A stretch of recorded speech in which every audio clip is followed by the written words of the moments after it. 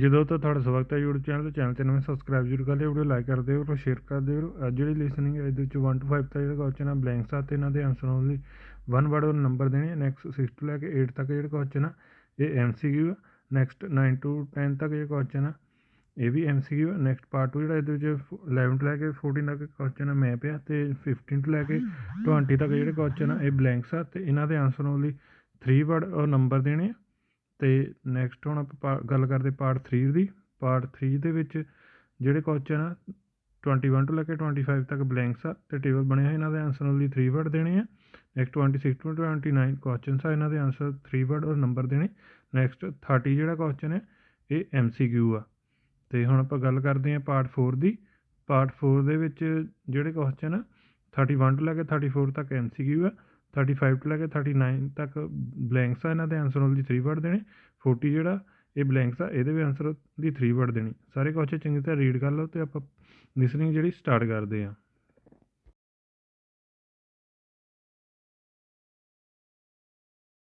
Part 1. You will hear a conversation between a man and a woman discussing the loss of a bag on board a plane.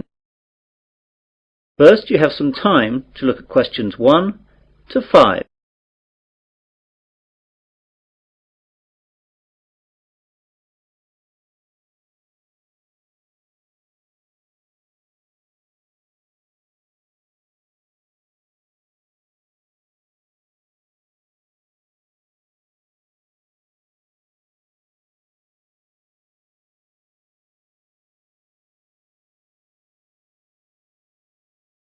Now we begin. You should answer the questions as you listen, as the recording is not played twice. Listen carefully to the conversation and answer questions 1 to 5. Pan Asian Airways, John speaking. Can I help you? Yes, please. I left something on one of your planes last night. I got this number from the operator. Is this the right number to call? Yes, madam. This is the right number. I just need you to tell me your name to start with, so I can fill out a lost property form. Kirsty Allen. That's KIRSTYALLEN. Right, I've got that. Now, what happened last night? Well, I was on a flight last night from New York to London that landed at 12:30 a.m. We were delayed a while in New York, so that when we eventually landed, I was so tired that I accidentally left my handbag on the plane. Did you report this to anyone last night?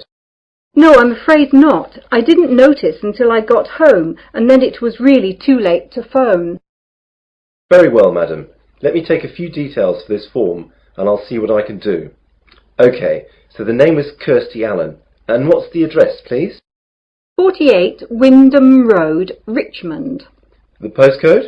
R16GH7. Good, I've got that. Now, your telephone number? Well, my home number is 020-8927-7651. And my mobile is 07754-897-432. I'm sorry, I didn't catch the second one. What was the mobile again? 07754-897-432. Thanks. Now, do you know the flight number of the plane you were on last night? Oh yes, hang on a second. I've got my boarding pass stub right here. The flight number was PA356. No, I'm sorry, PA365. That's it, 365.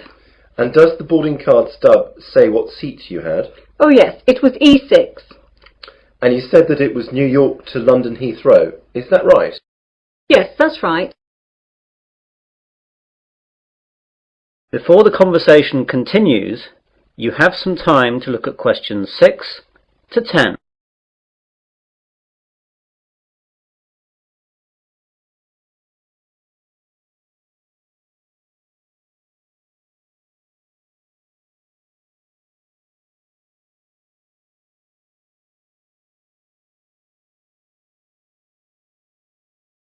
Now listen carefully and answer questions 6 to 10.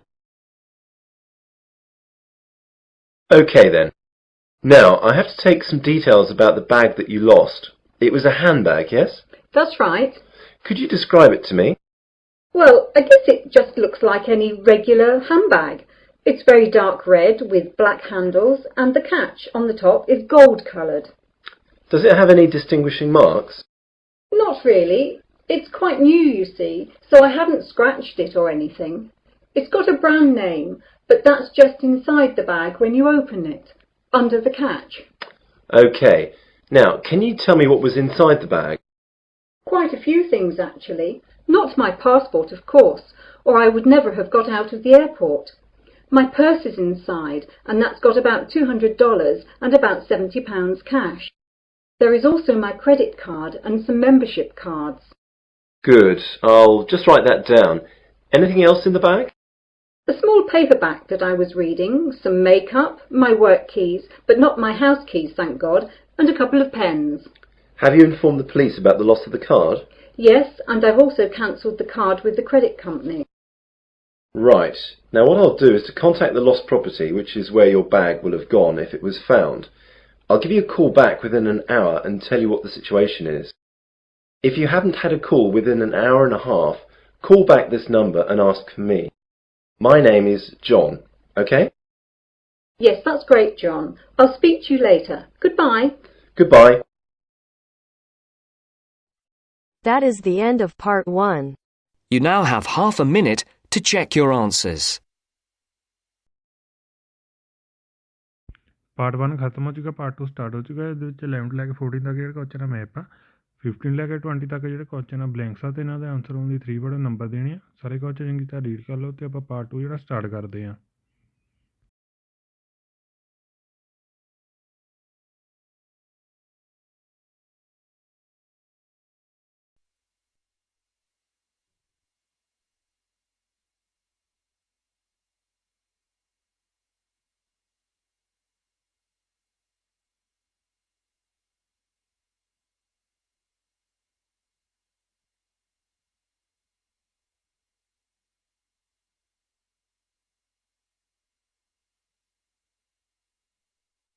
Now turns to part 2. Part 2.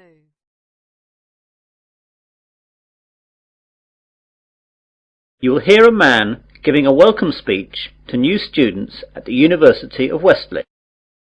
First, you have some time to look at questions 11 to 14.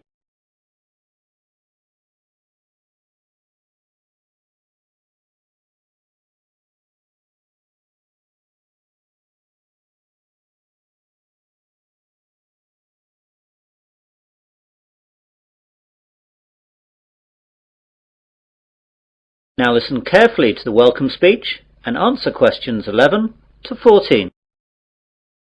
Hello and good afternoon. My name is John Walker and I'd like to welcome you new students to the University of Westley. What I'm going to do today is just explain to you some of the facilities that you'll find here on our main campus and where you'll find them.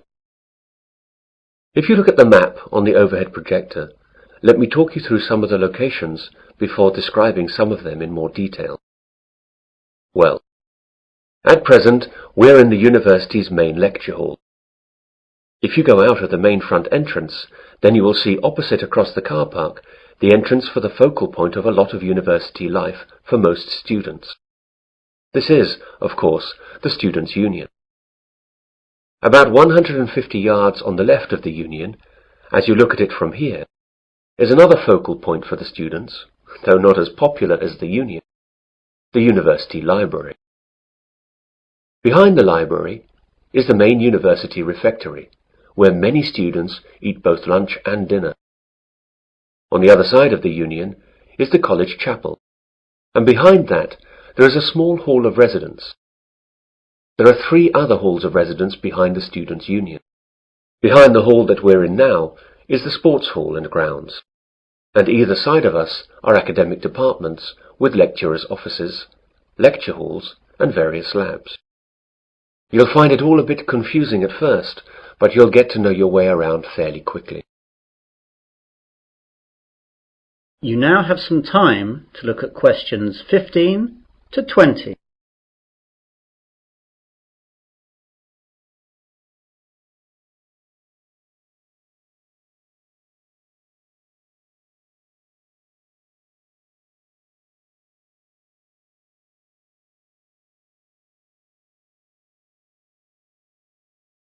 Now listen to the rest of the welcome speech and answer questions 15 to 20. I'd like now to talk about a few important places on the campus. All students must belong to the Students' Union if they wish to use any of its services. It's very cheap, and we certainly recommend that you join. The Union provides a bookshop covering all the course books at the university, plus lots of other titles for a range of interests. You can eat and drink at the Union.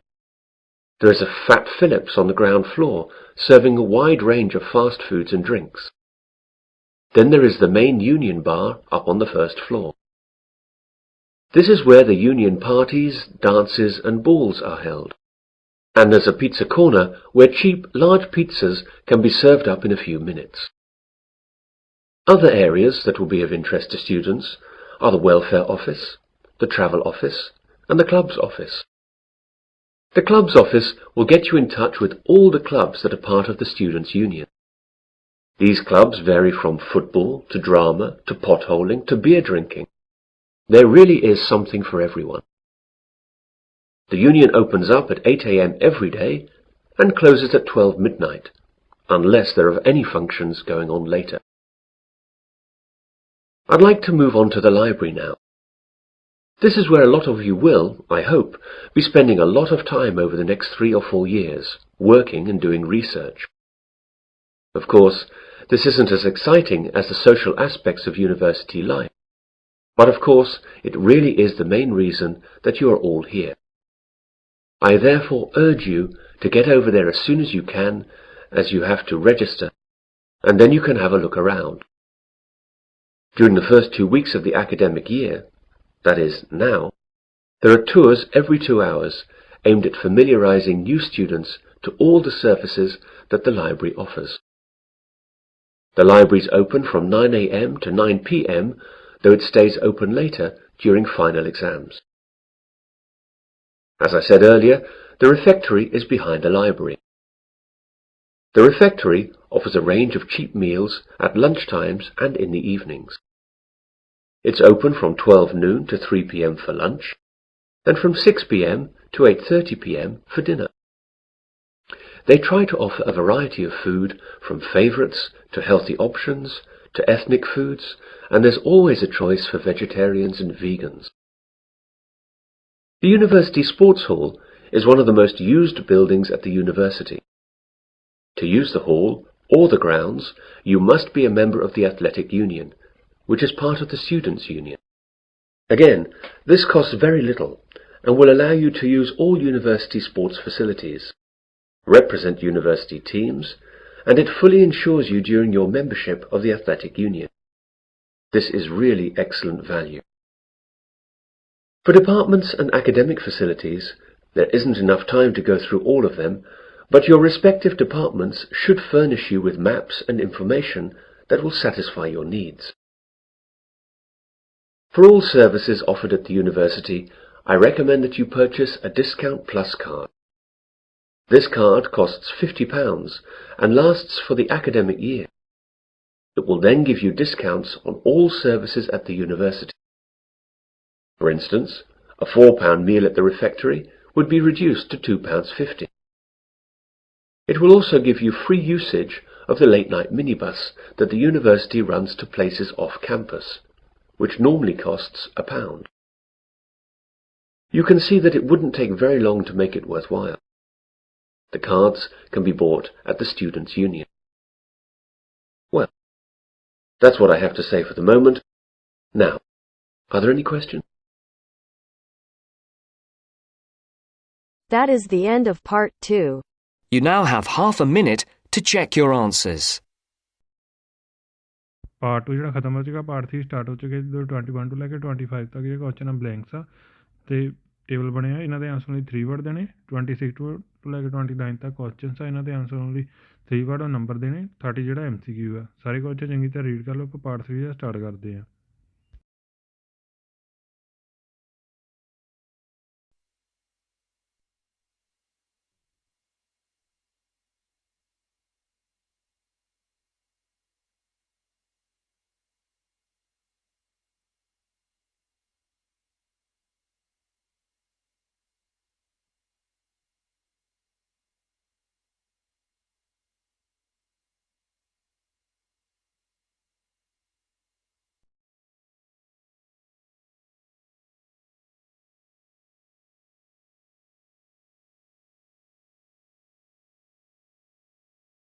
Now turns to part 3. Part 3. You will hear two students discussing the new term at their university. First, you have some time to look at questions 21 to 25.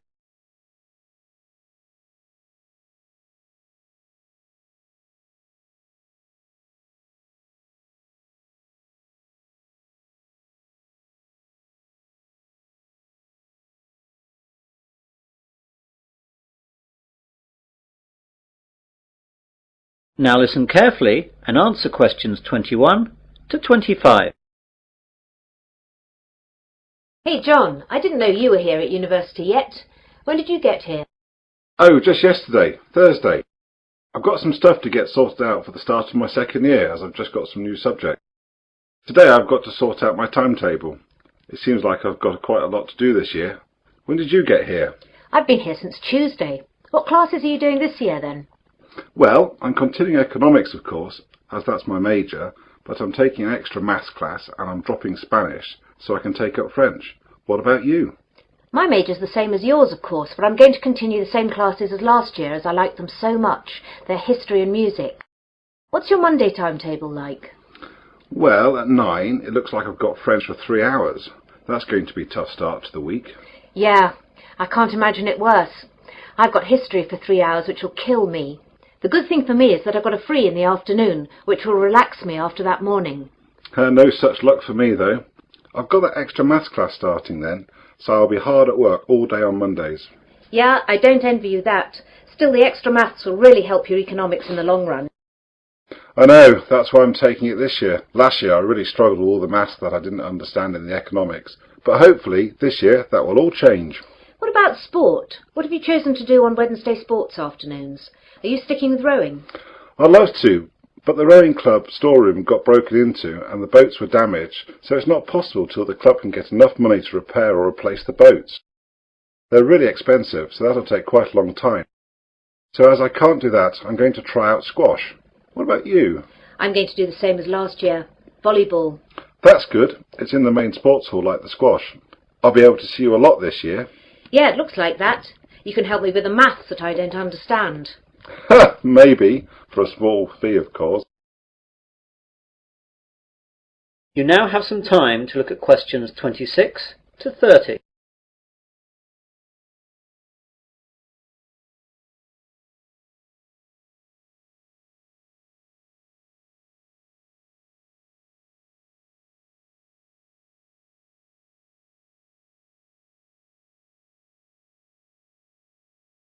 Now listen to the rest of the discussion and answer questions 26 to 30.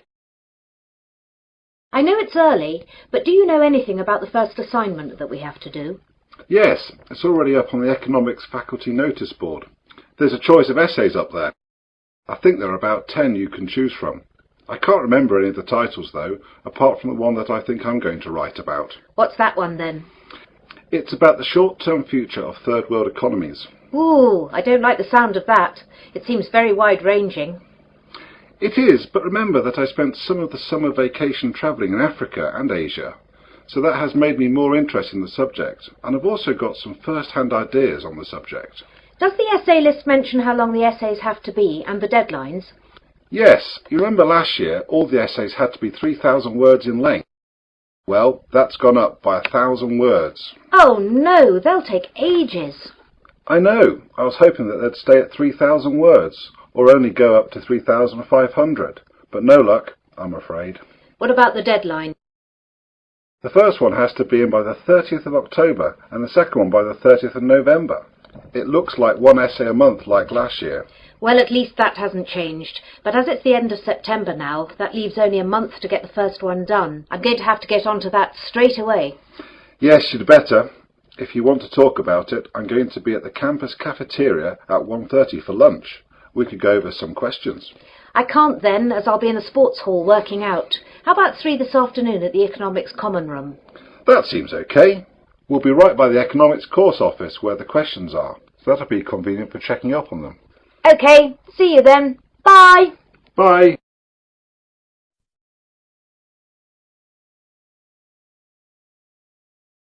That is the end of part 3. You now have half a minute to check your answers. Part 4 ਜਿਹੜਾ start ਹੋ ਜਾਏਗਾ ਇਹਦੇ ਵਿੱਚ 31 to 34 ਜਿਹੜੇ question ਆ ਇਹ MCQ ਆ। Next 35 ਤੋਂ ਲੈ ਕੇ 39 ਤੱਕ ਕੁਐਸਚਨ ਆ ਬਲੈਂਕਸ ਆ, ਇਹਨਾਂ ਦੇ ਆਨਸਰ ਵਿੱਚ 3 ਵਰਡ ਦੇਣੇ। 40 ਜਿਹੜਾ ਇਹ ਵੀ ਬਲੈਂਕਸ ਆ, ਇਹਦੇ ਆਨਸਰ ਵਿੱਚ 3 ਵਰਡ ਦੇਣੇ। ਸਾਰੇ ਕੁਐਸਚਨ ਚੰਗੀ ਤਰ੍ਹਾਂ ਰੀਡ ਕਰ ਲਓ ਅਤੇ ਆਪਾਂ ਪਾਰਟ 4 ਜਿਹੜਾ ਸਟਾਰਟ ਕਰਦੇ ਹਾਂ।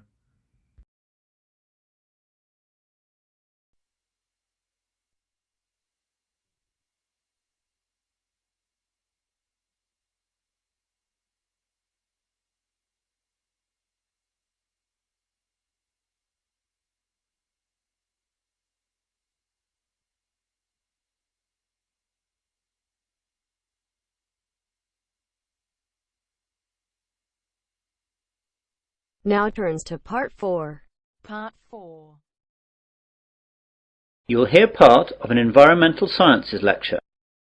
First you have some time to look at questions 31 to 40.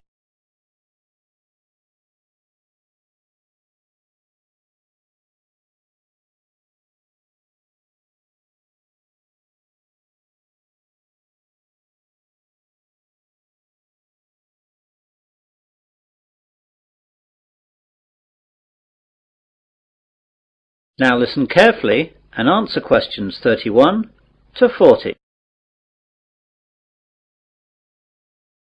Good morning, everyone.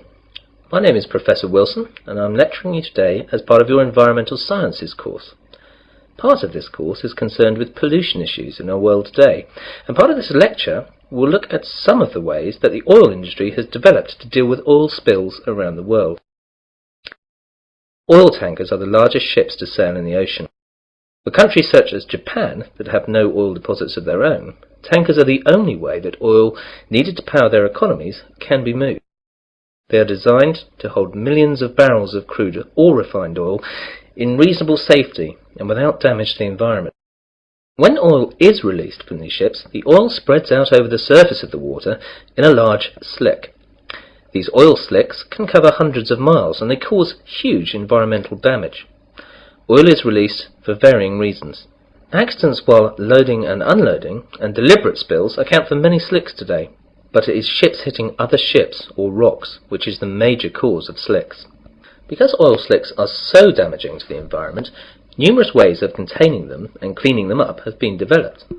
In previous years, slick cleaners would sometimes try to set fire to the slicks and burn them off, but that is rarely done nowadays because, surprisingly, nearly all oil slicks consist of compounds that aren't flammable. Combustibility comes after refining. The 4 ways of cleaning up oil spills that we look at today are as follows: the containment boom, chemical detergents, the sponge, bacteria. The containment boom is the most common method of cleaning up after an oil spill. Barriers are erected in the water and the oil is then sucked up.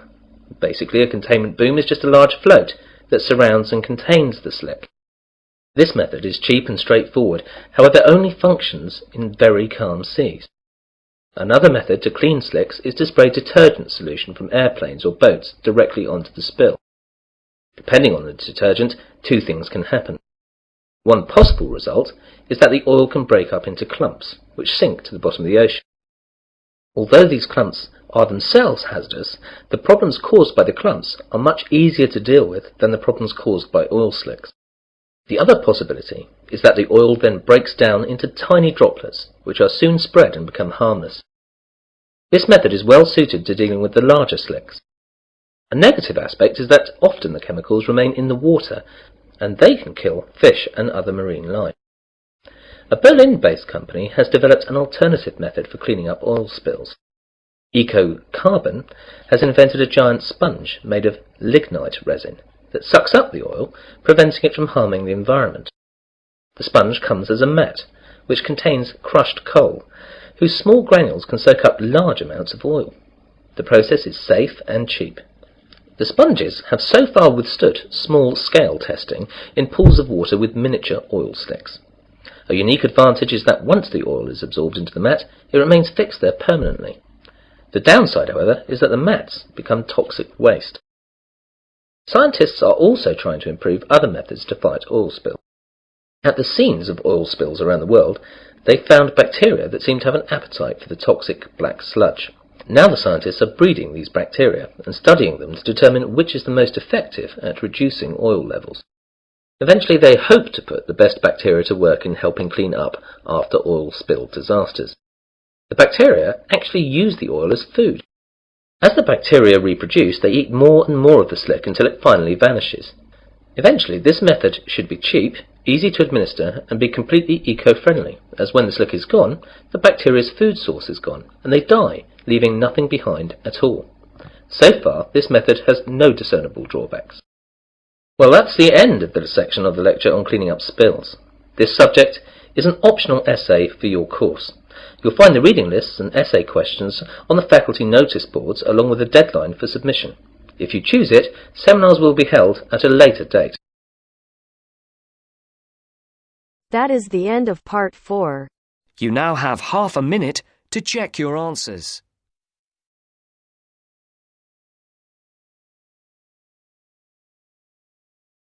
Part 4 ਜਿਹੜਾ ਖਤਮ ਹੋ ਚੁੱਕਾ। ਹੁਣ ਆਪਾਂ answer ਦੇਖਦੇ ਹਾਂ। First 48, next R16GH7, next 07754897432, next PA365, next E6, next 6 to 8 ਤੱਕ B, D, E in any order, next C, next student union, next university library, next hall of residence, next sports hall, next 2 hours, next final exam, next 6 p.m, next vegetarian, next fully insured, next 50 pounds, next Thursday, next economics, next free, next squash, next main sports hall, next about 10, next Africa and Asia, next 4000 words, next 30th